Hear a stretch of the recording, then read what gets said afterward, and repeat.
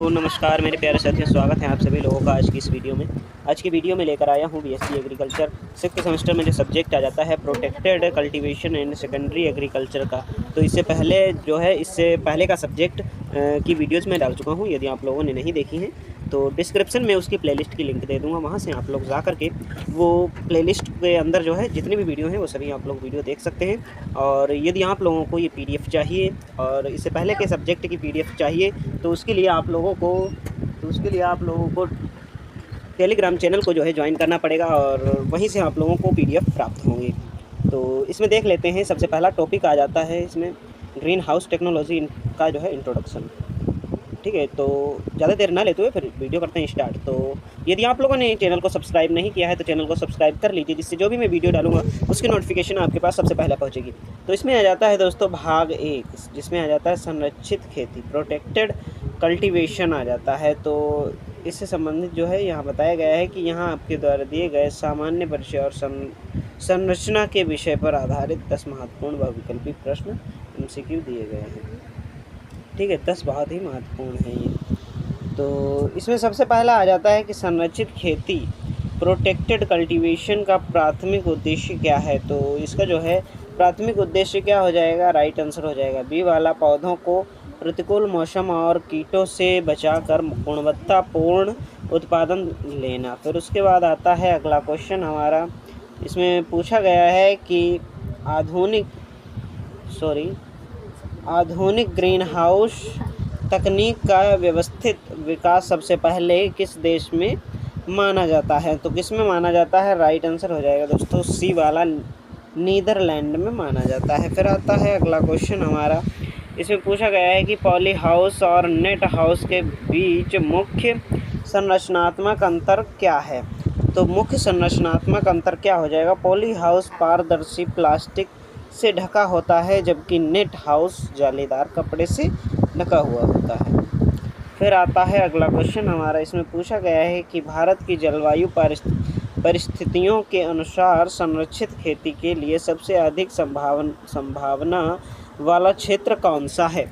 तो सबसे अधिक संभावना वाला क्षेत्र कौन सा है, तो इसका राइट आंसर हो जाएगा दोस्तों बी वाला। इसमें आ जाता है पहाड़ी और अर्ध शुष्क क्षेत्र जैसे उत्तर भारत और राजस्थान।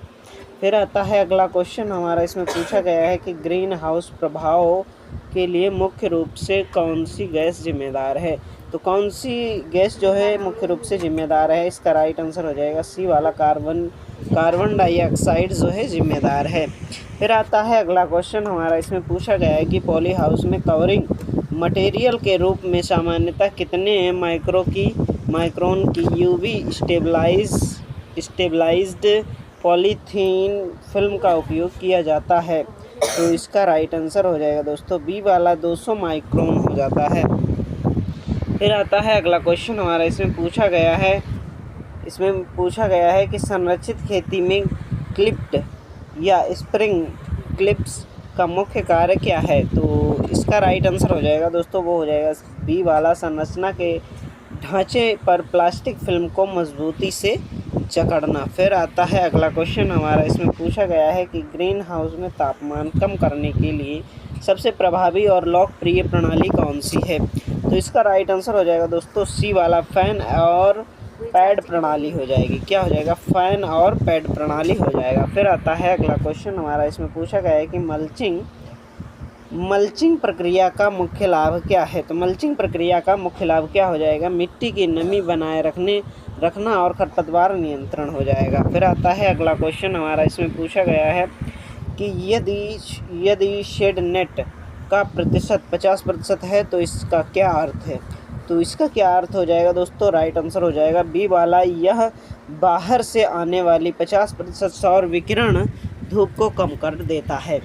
फिर आता है अगला क्वेश्चन हमारा। इसमें पूछा गया है कि पॉली हाउस में व्यावसायिक स्तर पर उगाई जाने वाली लोकप्रिय सब्जी कौन सी है। तो इसका जो है राइट आंसर हो जाएगा दोस्तों वो हो जाएगा बी वाला, रंगीन शिमला मिर्च हो जाएगा। क्या हो जाएगा, रंगीन शिमला मिर्च हो जाएगा। फिर आता है अगला क्वेश्चन हमारा। इसमें पूछा गया है कि संरक्षित खेती का सबसे बड़ा लाभ ऑफ सीजन उत्पादन के संदर्भ में क्या है। तो इसमें जो है राइट आंसर हो जाएगा दोस्तों बी वाला हो जाएगा। इसमें नियंत्रित वातावरण के कारण किसी भी मौसम में बेमौसम फसलें उगाई जा सकती हैं। फिर आता है अगला क्वेश्चन हमारा, इसमें पूछा गया है कि पार्थेनोकार्पी ककड़ी की मुख्य विशेषता क्या है। पार्थेनोकार्पी ककड़ी की मुख्य विशेषता क्या है। तो इसका राइट आंसर हो जाएगा दोस्तों बी वाला। यह बिना परागण के फल देती है और बीज रहित होती है, ठीक है, और बीज रहित होती है। फिर आता है अगला क्वेश्चन हमारा, इसमें पूछा गया है कि पॉली हाउस में फूलों की खेती के लिए निर्यात की दृष्टि से सबसे उपयुक्त फसल कौन सी है। तो राइट आंसर हो जाएगा गुलाब, ठीक है, डच रोज और जरबेरा। फिर आता है अगला क्वेश्चन हमारा, इसमें पूछा गया है कि वर्टिकल फार्मिंग का क्या अर्थ है। तो राइट आंसर हो जाएगा इसका दोस्तों वो हो जाएगा वी वाला, ऊर्ध्वाधर परतों में एक के ऊपर एक फसलें उगाना। फिर आता है अगला क्वेश्चन हमारा, इसमें पूछा गया है कि हाइड्रोपोनिक्स तकनीक में पौधों को उगाने के लिए किसका उपयोग किया जाता है। तो किसका उपयोग किया जाता है, इसका राइट आंसर हो जाएगा दोस्तों सी वाला, बिना मिट्टी के पोषक तत्वों से भरपूर पानी का घोल। फिर आता है अगला क्वेश्चन हमारा, इसमें पूछा गया है कि एरोपोनिक्स तकनीक में पौधों की जड़ों को पोषक तत्व कैसे मिलता है। तो कैसे मिलता है, राइट आंसर हो जाएगा दोस्तों बी वाला, जड़ों को पोषक तत्वों के घोल की धुंध या मिस्ट छिड़क कर, ठीक है, मिलता है। फिर आता है अगला क्वेश्चन हमारा, इसमें पूछा गया है कि संरक्षित खेती में येलो स्टिकी ट्रैप का उपयोग मुख्य रूप से किन कीटों के लिए किया जाता है। तो राइट आंसर हो जाएगा दोस्तों बी वाला, उड़ने वाले रस चूसक कीटों जैसे सफ़ेद मक्खी और एफिड से होता है। फिर आता है अगला क्वेश्चन हमारा कि फर्टिगेशन तकनीक किसे कहते हैं, ठीक है। तो राइट आंसर हो जाएगा इसका दोस्तों बी वाला हो जाएगा, सिंचाई के पानी के साथ घुलनशील उर्वरकों को मिलाकर देना।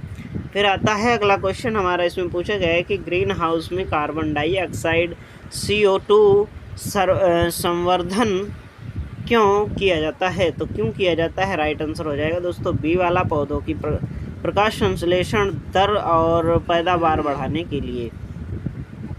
फिर आता है अगला क्वेश्चन हमारा, इसमें पूछा गया है कि संरक्षित खेती पॉली हाउस नेट हाउस में सिंचाई की सबसे कुशल और सटीक विधि कौन सी है। तो राइट आंसर हो जाएगा दोस्तों बी वाला, ड्रिप सिंचाई।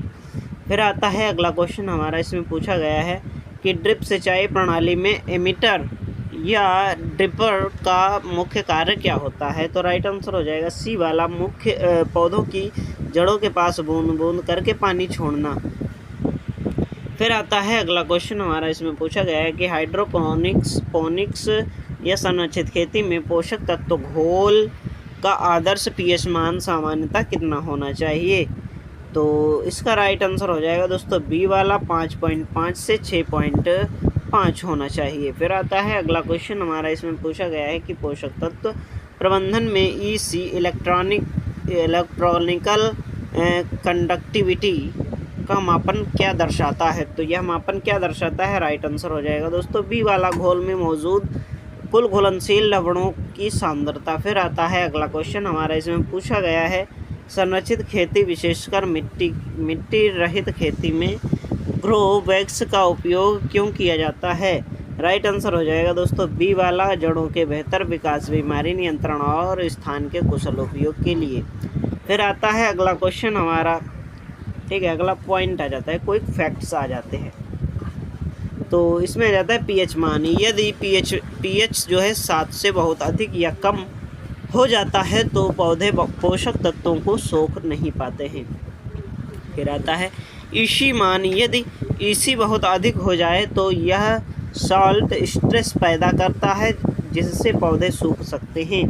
फिर आता है एमीटर, ये अलग अलग डिस्चार्ज रेट जैसे 2 लीटर घंटा या 4 लीटर घंटा में आते हैं। फिर आ जाता है अगला क्वेश्चन हमारा, इसमें पूछा गया है कि द्वितीयक कृषि का मुख्य केंद्र क्या है। तो राइट आंसर हो जाएगा दोस्तों बी वाला, कृषि उत्पादन का प्रसंस्करण और मूल्य संवर्धन करना। फिर आता है अगला क्वेश्चन हमारा, इसमें पूछा गया है कि प्राथमिक और द्वितीयक कृषि में बुनियादी अंतर क्या है। तो राइट आंसर हो जाएगा दोस्तों ए वाला, प्राथमिक कृषि उत्पादन से जुड़ी है, जबकि द्वितीयक प्रसंस्करण और आय बढ़ाने से। फिर आ जाता है अगला क्वेश्चन हमारा, इसमें पूछा गया है कि मूल्य संवर्धन का किसान की आय पर क्या प्रभाव पड़ता है। तो राइट आंसर हो जाएगा दोस्तों बी वाला, इसमें बताया गया है आम में उल्लेखनीय वृद्धि होती है। फिर आता है अगला क्वेश्चन हमारा, इसमें पूछा गया है कि वृद्धि से पनीर या खोया बनाना किसका उदाहरण है। तो राइट आंसर हो जाएगा दोस्तों बी वाला, द्वितीय कृषि प्रसंस्करण होता है। फिर आता है अगला क्वेश्चन हमारा, इसमें पूछा गया है कि खेती के टमाटर से केचप तैयार करने की प्रक्रिया को क्या कहा जाता है। तो क्या कहा जाता है, मूल्य संवर्धन कहा जाता है, वैल्यू एडिशन कहा जाता है। फिर आता है अगला क्वेश्चन हमारा, इसमें पूछा गया है कि आलू के चिप्स बनाना किस औद्योगिक श्रेणी में आता है। तो राइट आंसर हो जाएगा दोस्तों बी वाला, कृषि प्रसंस्करण। फिर आता है अगला क्वेश्चन हमारा, इसमें पूछा गया है कि कटाई के बाद होने वाले नुकसान को कम करने का सबसे अच्छा तरीका क्या है। तो राइट आंसर हो जाएगा दोस्तों बी वाला, कोल्ड चेन और उचित भंडारण प्रबंधन। फिर आता है अगला क्वेश्चन हमारा, इसमें पूछा गया है कि भारत में कुल उत्पादित फलों और सब्जियों का लगभग कितने प्रतिशत प्रसंस्करण किया जाता है। तो राइट आंसर हो जाएगा दोस्तों बी वाला, केवल 2% से 10% के बीच किया जाता है। फिर आता है अगला क्वेश्चन हमारा, इसमें पूछा गया है कि कोल्ड स्टोरेज का मुख्य महत्व क्या है। तो राइट आंसर हो जाएगा दोस्तों बी वाला, खराब होने वाली वस्तुओं की सेल्फ लाइफ बढ़ाना। फिर आ जाता है अगला क्वेश्चन हमारा, इसमें पूछा गया है कि खाद्य प्रसंस्करण उद्योग मंत्रालय का प्राथमिक लक्ष्य क्या है। MOFPI का मुख्य लक्ष्य क्या है। तो राइट आंसर हो जाएगा दोस्तों बी वाला, खाद्य आपूर्ति श्रृंखला को मजबूत करना और कचरे को कम करना। फिर आ जाता है अगला क्वेश्चन हमारा, इसमें पूछा गया है कि गन्ने की खोई का व्यावसायिक रूप से सबसे अधिक उपयोग किस में होता है। तो यह किस में होता है, तो इसका राइट आंसर हो जाएगा दोस्तों वो हो जाएगा बी वाला, कि कागज़ उद्योग और बिजली उत्पादन ईंधन में। फिर आता है अगला क्वेश्चन हमारा, इसमें पूछा गया है कि धान की भूसी राइस हस्क से क्या बनाया जा सकता है। तो क्या बनाया जा सकता है, राइट आंसर हो जाएगा बी वाला, राइस ब्रान ऑयल और ईंधन के छर्रे।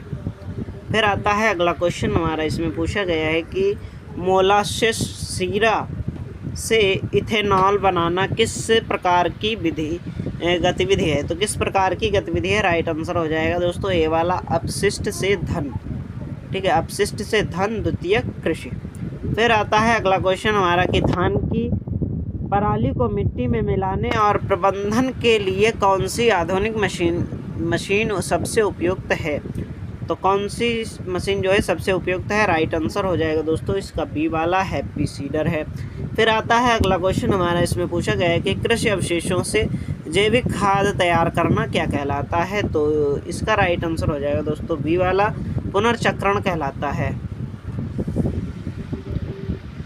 फिर आता है अगला क्वेश्चन हमारा, इसमें पूछा गया है कि एपीकल्चर किसे कहते हैं। तो एपीकल्चर किसे कहा जाता है, मधुमक्खी पालन को कहा जाता है। फिर आता है अगला क्वेश्चन कि मधुमक्खी पालन से शहद के अलावा और कौन सा कीमती पदार्थ प्राप्त होता है, और कौन सा इसमें जो है कीमती पदार्थ प्राप्त होता है। तो इसका राइट आंसर हो जाएगा बी वाला, वी वैक्स, मधुमोम और रॉयल जेली। फिर आता है अगला क्वेश्चन, इसमें पूछा गया है कि सेरीकल्चर का संबंध किसके उत्पादन से है। तो किसके उत्पादन से है, रेशम उत्पादन से है। किसके उत्पादन से, रेशम उत्पादन से है। फिर आता है अगला क्वेश्चन हमारा, इसमें पूछा गया है कि रेशम के कीड़ों को मुख्य रूप से किस पेड़ की पत्तियों पर पाला जाता है। तो यह जो है शहतूत पर पाला जाता है, इस पर मलबेरी पर पाला जाता है। फिर आता है अगला क्वेश्चन, इसमें पूछा गया है कि लाख की खेती, लेक कल्चर किस प्रकार की कृषि का हिस्सा है। किस प्रकार की कृषि का हिस्सा है, तो यह एक विशिष्ट कीटों से राल उत्पादन की प्रक्रिया है। फिर आता है अगला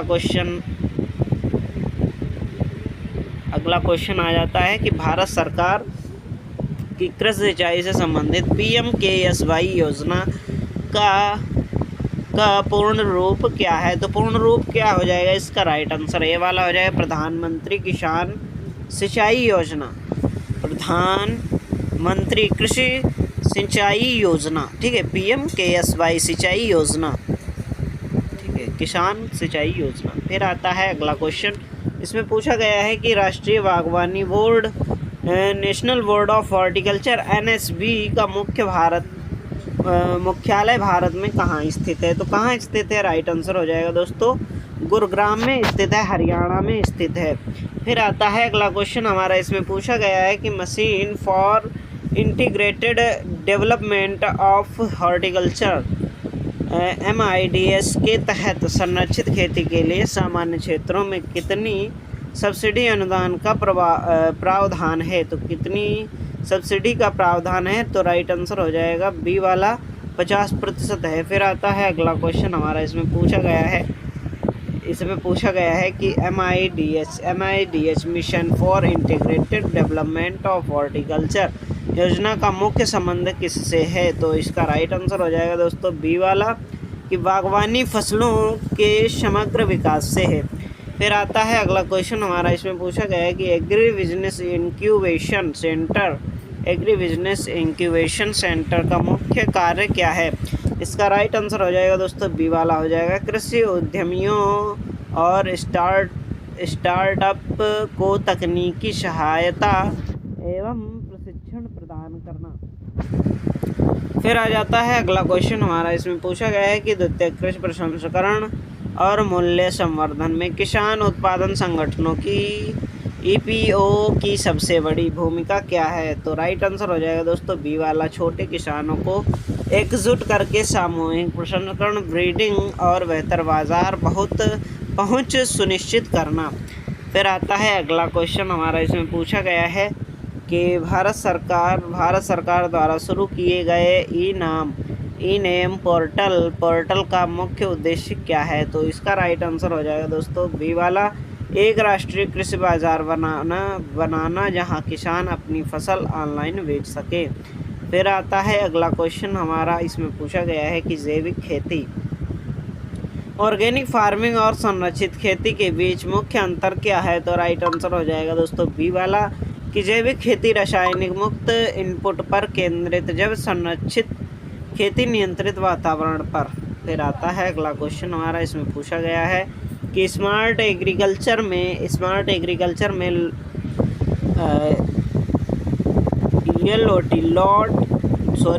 लॉट नहीं है, ये IoT है, ठीक है, इंटरनेट ऑफ थिंग्स का प्राथमिक उपयोग क्या है? तो प्राथमिक उपयोग क्या हो जाएगा? राइट आंसर बी वाला, रिमोट सेंसर के माध्यम से मिट्टी की नमी, तापमान और फसल स्वास्थ्य की रियल टाइम निगरानी करना। फिर आता है अगला क्वेश्चन हमारा, इसमें पूछा गया है कि सेंसर आधारित सिंचाई प्रणाली का क्या लाभ है?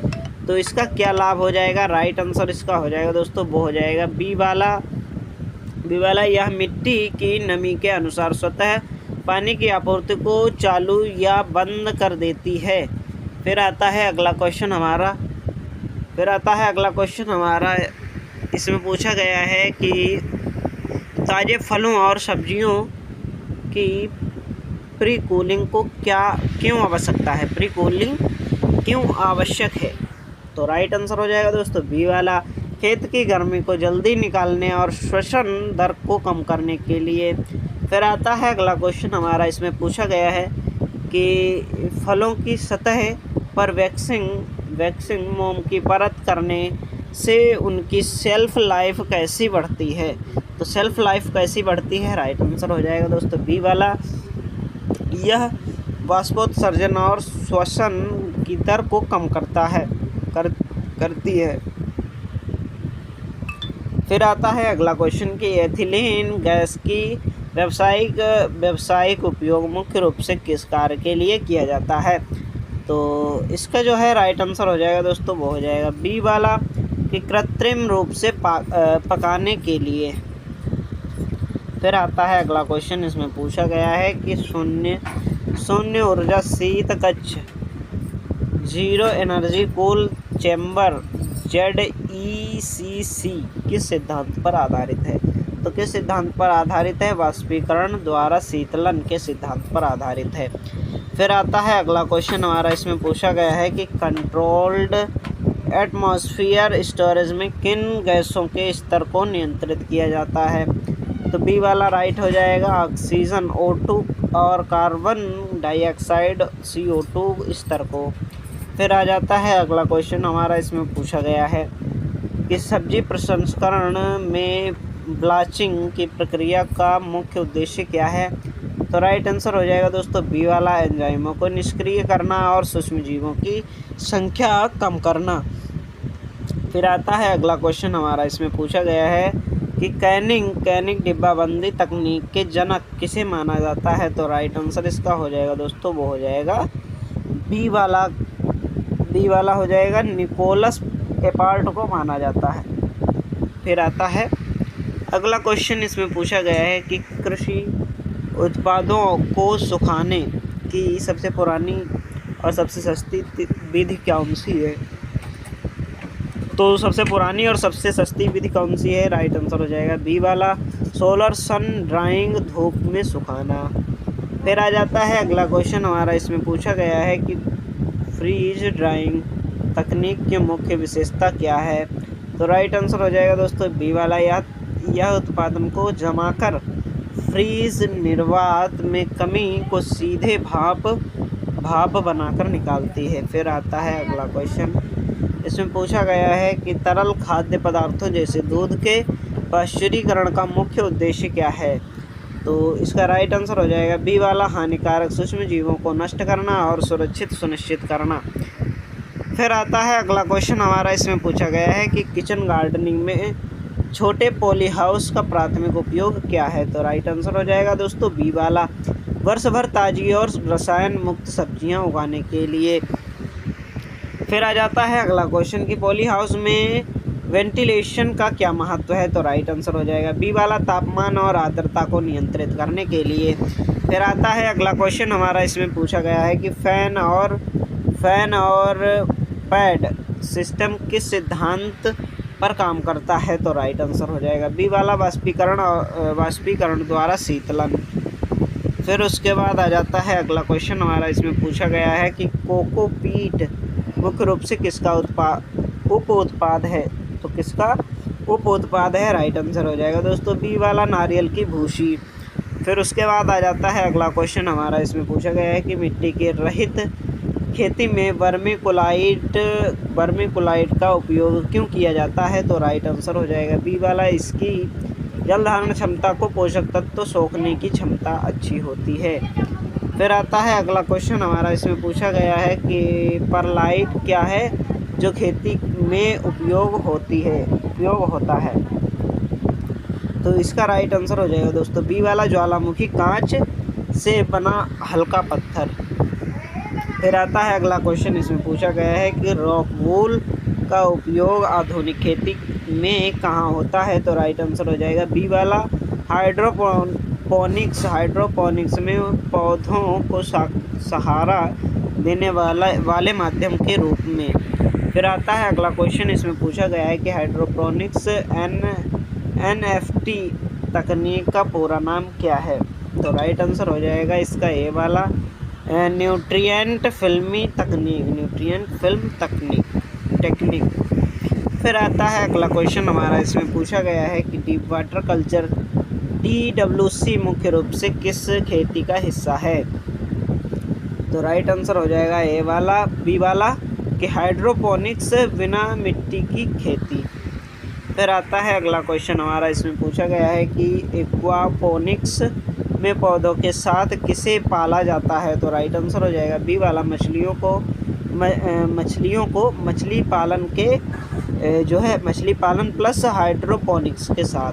फिर आता है अगला क्वेश्चन, इसमें पूछा गया है कि औषधीय पौधों की संरक्षित खेती का सबसे बड़ा लाभ क्या है? तो राइट आंसर हो जाएगा दोस्तों बी वाला, सक्रिय तत्व की गुणवत्ता और मात्रा बनी रहती है। तो आ जाता है दोस्तों हमारा अगला क्वेश्चन, इसमें पूछा गया है कि नर्सरी प्रबंधन में पॉली हाउस का क्या महत्व है। तो पॉली हाउस का क्या महत्व है? राइट आंसर हो जाएगा इसका जो दोस्तों वो हो जाएगा बी वाला, स्वस्थ और रोगमुक्त पौधों को तैयार करने के लिए। फिर आ जाता है अगला क्वेश्चन हमारा, इसमें पूछा गया है कि ग्राफ्टिंग कलम बांधना तकनीक का मुख्य उद्देश्य क्या है? तो इसका राइट आंसर हो जाएगा दोस्तों ए वाला, दो अलग अलग पौधों के गुणों को एक में जोड़ना। फिर आता है अगला क्वेश्चन, इसमें पूछा गया है कि उत्तक संवर्धन का लाभ क्या है? उत्तक संवर्धन का लाभ क्या है? तो राइट आंसर हो जाएगा बी वाला कि एक ही पौधे से कम समय में हजारों समान और रोगमुक्त पौधे तैयार करना। फिर आता है अगला क्वेश्चन, इसमें पूछा गया है कि उत्तक संवर्धन के पौधों को बाहरी वातावरण में ढालने की प्रक्रिया क्या कहलाती है? तो यह प्रक्रिया जो है क्या कहलाती है? इसका राइट आंसर हो जाएगा दोस्तों वो हो जाएगा बी वाला, हार्डनिंग कहलाती है। फिर आता है अगला क्वेश्चन हमारे, इसमें पूछा गया है कि मशरूम उत्पादन को किस श्रेणी में रखा जाता है? तो किस श्रेणी में रखा जाता है? कवक या आधारित द्वितीयक कृषि में रखा जाता है। फिर आ जाता है अगला क्वेश्चन, इसमें पूछा गया है कि बटन मशरूम के लिए कंपोस्ट तैयार करने की विधि को क्या कहते हैं? तो इसका राइट आंसर हो जाएगा दोस्तों वो हो जाएगा ए वाला, पेस्ट्यूराइजेशन और किण्वन कहा जाता है। फिर आता है अगला क्वेश्चन, इसमें पूछा गया है कि मशरूम की खेती में उपयोग होने वाले बीज को क्या कहा जाता है? तो राइट आंसर हो जाएगा इसका बी वाला, स्पॉन कहा जाता है। फिर आता है अगला क्वेश्चन, इसमें पूछा गया है कि मिलिंग की प्रक्रिया मुख्य रूप से किस फसल से जुड़ी हुई है? तो किस फसल से जुड़ी हुई है? बी वाला, चाय और दालें छिलका हटाने और पॉलिश करना के लिए जुड़ी हुई है। फिर आता है अगला क्वेश्चन, इसमें पूछा गया है कि दाल की प्रसंस्करण क्यों महत्वपूर्ण है? तो इसका राइट आंसर हो जाएगा बी वाला, दाल की रिकवरी बढ़ाने और उसकी गुणवत्ता सुधारने के लिए। फिर आता है अगला क्वेश्चन हमारा, इसमें पूछा गया है कि तेल निष्कर्षण की सबसे शुद्ध आधुनिक विधि कौन सी है? तो इसका राइट आंसर हो जाएगा दोस्तों बी वाला, सॉल्वेंट एक्सट्रैक्शन और कोल्ड प्रेस हो जाएगा। फिर आता है अगला क्वेश्चन, इसमें पूछा गया है कि एग्रो टूरिज्म से क्या तात्पर्य है? राइट आंसर हो जाएगा दोस्तों वो हो जाएगा बी वाला, पर्यटकों को खेती गतिविधियों और ग्रामीण जीवन का अनुभव करना। फिर आता है अगला क्वेश्चन हमारा, इसमें पूछा गया है कि ग्रामीण क्षेत्रों में लघु उद्योगों का क्या महत्व है? राइट आंसर हो जाएगा दोस्तों बी वाला, स्थानीय स्तर पर रोजगार और कच्चे माल का मूल्य संवर्धन करना। फिर आता है अगला क्वेश्चन हमारा, इसमें पूछा गया है कि हस्तशिल्प और कृषि का क्या संबंध है? राइट आंसर हो जाएगा दोस्तों बी वाला, कृषि अपशिष्ट जैसे बांस, जूट, भूसी से उपयोगी कलाकृतियाँ बनाना। फिर आता है अगला क्वेश्चन, इसमें पूछा गया है जैव ईंधन उत्पादन के लिए कौन सी फसल प्रसिद्ध है? तो इसका राइट आंसर हो जाएगा दोस्तों बी वाला, जेट्रोफा और गन्ना। फिर आता है अगला क्वेश्चन हमारा, इसमें पूछा गया है कि भारत में खाद्य सुरक्षा सुनिश्चित करने वाली संस्था FSSAI का क्या तात्पर्य है? इसका राइट आंसर हो जाएगा दोस्तों बी वाला, खाद्य उत्पादों की गुणवत्ता और सुरक्षा मानकों का निर्धारण करना। फिर आता है अगला क्वेश्चन हमारा, इसमें पूछा गया है कि कृषि प्रसंस्करण में ट्रेडमार्क क्यों ज़रूरी है? ट्रेडमार्क क्यों ज़रूरी है? इसका राइट आंसर हो जाएगा दोस्तों बी वाला, ब्रांड की विशिष्ट पहचान और नकल से सुरक्षा के लिए। फिर आता है अगला क्वेश्चन हमारा, इसमें पूछा गया है कि एपीडा का मुख्य कार्य क्या है? इसका राइट आंसर हो जाएगा बी वाला, कि कृषि और प्रसंस्कृत खाद्य उत्पादों के निर्यात को बढ़ावा देना। फिर आता है अगला क्वेश्चन हमारा, इसमें पूछा गया है कि ग्लोबल गैप प्रमाणन क्या सुनिश्चित करता है? इसका राइट आंसर हो जाएगा बी वाला, कि कृषि उत्पादन में अच्छी कृषि पद्धतियाँ और सुरक्षा। फिर आता है अगला क्वेश्चन, इसमें पूछा गया है कि किसी कृषि व्यवसाय की आर्थिक सफलता मापने के लिए बी अनुपात सी रेशियो क्या है? तो इसका राइट आंसर हो जाएगा बी वाला, लागत लाभ अनुपात।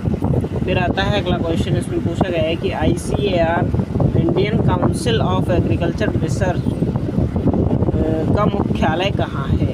तो इसका राइट आंसर हो जाएगा दोस्तों नई दिल्ली में है। ठीक है, ICAR कहाँ स्थित है? नई दिल्ली में स्थित है। फिर आता है अगला क्वेश्चन, इसमें पूछा गया है कि द्वितीय कृषि ग्रामीण क्षेत्रों में रोजगार कैसे पैदा करती है। तो इसका राइट आंसर हो जाएगा दोस्तों, वो हो जाएगा बी वाला कि प्रसंस्करण इकाइयों, पैकेजिंग और मार्केटिंग के माध्यम से नए अवसर पैदा करके।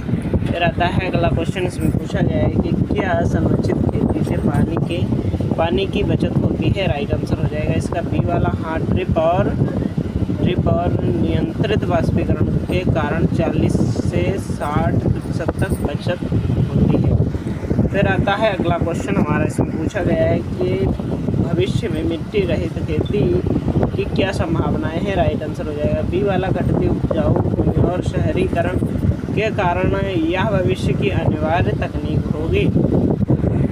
फिर आता है अगला क्वेश्चन, इसमें पूछा गया है कि द्वितीय कृषि किसानों को उद्यमी कैसे बनाती है। राइट आंसर हो जाएगा इसका बी वाला, उन्हें स्वयं के उत्पाद को रेसेस ब्रांड और सीधे बाजार में बेचने के लिए प्रेरित करके।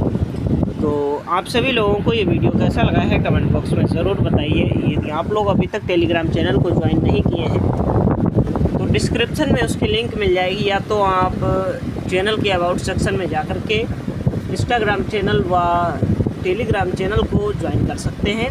और अभी तक चैनल को आप लोगों ने यदि सब्सक्राइब नहीं किया तो चैनल को सब्सक्राइब कर लीजिए और वीडियो को लाइक करके अपने दोस्तों के पास शेयर कर दीजिए, ठीक है। और जो भी मैं वीडियो डालूँगा उसकी नोटिफिकेशन आप लोगों के पास पहले पहुंच जाएगी। तो मिलता हूं नेक्स्ट वीडियो में, तब तक के लिए जय हिंद, जय भारत, राम राम।